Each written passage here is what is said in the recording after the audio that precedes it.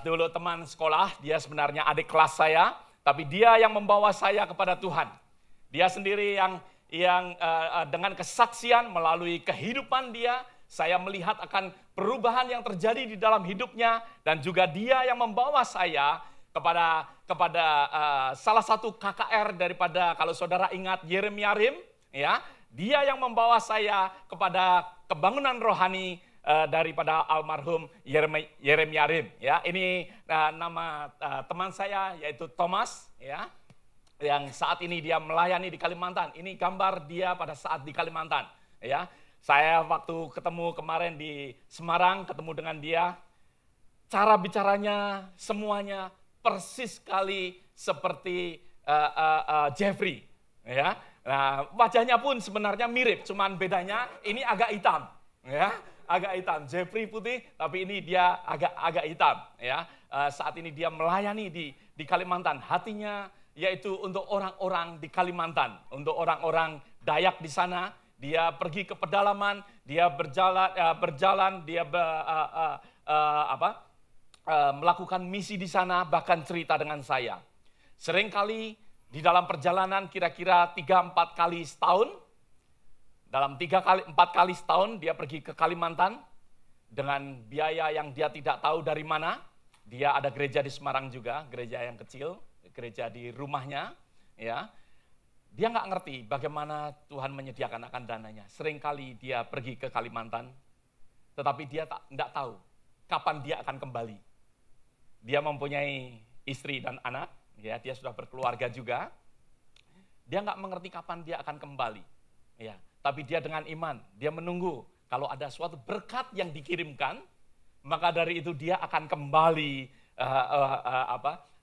ke Semarang. Tapi kalau enggak, dia akan stay. Ya, sebagaimana Tuhan pimpin, Tuhan taruh dia di Kalimantan. Dia berapa lama di Kalimantan dia enggak tahu, tapi dia akan kembali kalau ada berkat daripada Tuhan. Tuhan memberkati dia untuk kembali ke Semarang lagi. Ya, ini kira-kira gambar keadaan di Kalimantan yang dia kirimkan. Silakan, gambar yang kedua, ya. Ini dia harus naik perahu, ya, di Kalimantan karena perjalanan sangat sulit. Dia beberapa jam, berjam-jam dia berada di perahu, ya, speedboat kalau dia cukup ada uang, kalau enggak ya cari yang agak pelanan begitu ya. Tapi kalau dia ada biaya, dia naik speedboat yang cukup kencang katanya, ya. Nah, dia kira-kira ini keadaan, ya, dia harus ke Kalimantan. Oke, yang kedua, ya, di mana ini tempat di mana dia, ya, beberapa bulan, kadang-kala bisa sebulan, bisa berapa bulan nggak tahu bagaimana Tuhan pimpin. Ya, ini kira-kira tempat di mana dia harus tinggal dan dia harus membagikan akan firman Tuhan bersama-sama. Ya, sesuatu, ya, kalau saya boleh melihat akan hal ini, sesuatu yang luar biasa sekali. Ya, yang Tuhan boleh kerjakan. Bagaimana kehidupan seseorang yang dijamah oleh Tuhan boleh merubah akan kehidupan daripada manusia. Silakan matikan. Sesuatu kehidupan yang terdalam di dalam kehidupan daripada setiap orang Kristen. Perhatikan saudara. Sesuatu kehidupan yang terdalam di dalam kehidupan daripada orang Kristen. Yaitu adalah sesuatu kesadaran bahwa kehidupan kita di planet ini, kehidupan kita berada di dunia ini, adalah sesuatu tujuan. Ada sesuatu tujuan yang lebih besar di dalam kehidupan setiap daripada kita, lebih besar daripada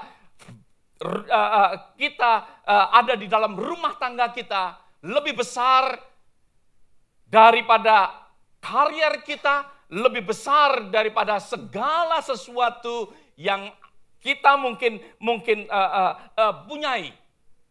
Sesuatu yang lebih besar yang Tuhan sediakan, ada sesuatu tujuan yang lebih besar daripada semuanya, yaitu di mana Tuhan memanggil saudara dan saya untuk bersaksi, untuk melakukan suatu yang boleh kita sebut suatu misi.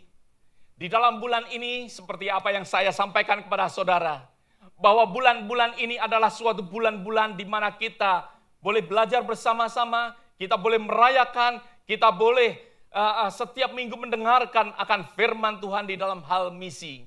Meskipun minggu yang lalu kita ada di dalam perayaan Paskah. Perayaan Paskah pun adalah suatu misi daripada Tuhan untuk dunia ini. Suatu misi yang daripada Tuhan supaya kehidupan daripada manusia mengalami suatu keselamatan. Last week saya mengucap syukur, tapi sayangnya saya tidak bisa memutar. Saya baru ingat tadi, saya baru ingat tadi bahwa sebenarnya kita bisa putar kembali apa yang saudara lakukan, cardboard testimony, suatu kesaksian melalui cardboard saudara. Sesuatu yang luar biasa yang membuat saya kagum dan saya sendiri dalam hati saya sangat terharu dengan kesaksian yang saudara tuliskan.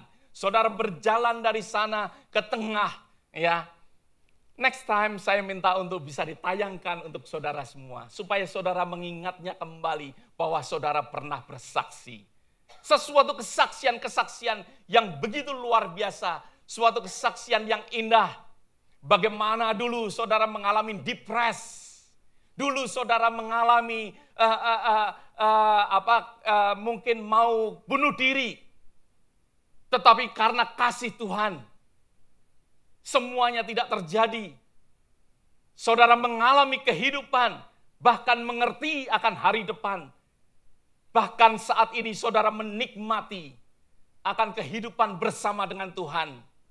Ada yang bersaksi dulu smoking, dulu merokok, dan saat ini sudah tidak merokok. Sesuatu yang luar biasa, kalau saya boleh katakan.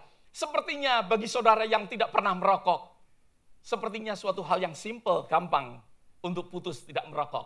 Tetapi bagi saudara yang pernah merokok, betapa sulitnya seseorang lepas dari rokok. Ada amin saudara. Kalau saya boleh saksikan melalui teman kita, nggak tahu siapa itu yang menuliskan dulu smoking, kalau nggak salah Posma ya. Dulu smoking, sekarang tidak smoking lagi, tidak merokok lagi. Kalau papa saya masih hidup saat itu dan kenal mungkin dengan Posma, mungkin papa saya juga bisa berhenti merokok. Dia merokok dari muda bertahun-tahun. Menjelang akan akhir daripada kehidupan dia.